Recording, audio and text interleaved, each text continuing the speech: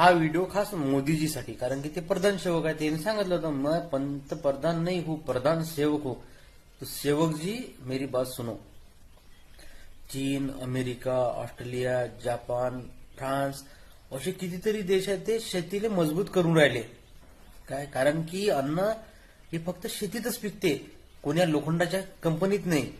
काय, तुम्ही त्या शेतकरी दिवसेंदिवस कितीतरी शेतकरी आत्महत्या करून राहिले, त्याच्यावर तुमचं लक्षच नाहीये. तुम्ही कुठं पार्थ किस युग में हो तुम? हे 355 लोक आहेत, 355 सांसद म्हणा, आमदार, खासदार काय असतील ते, तेवढे लोकांना आपल्याला चिवत्या बनवून ठेवलेला आहे. हो, हा देश लय विचित्र आहे पार्थ, हे देश बडा विचित्र आहे. मोदीजी, आपल्या देशामध्ये आपण शेतीला का मजबूत करू शकत नाहीये?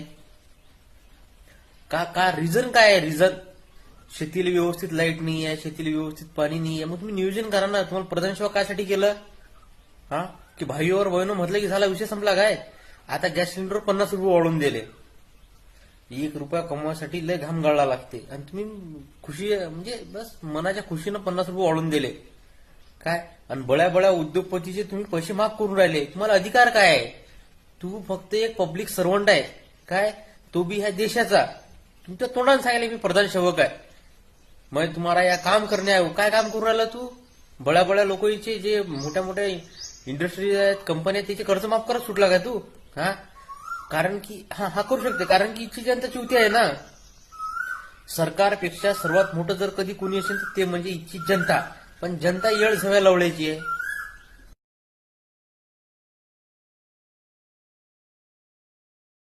मला नजर लागली म्हणून नाही झालं सरकार. गावाकडं कुणाचीच नजर गेली नाही म्हणून झालं. शिकलो नसतो तर किती सुखात राहिलो असतो. अन्यायाची जाणीवच झाली नसती.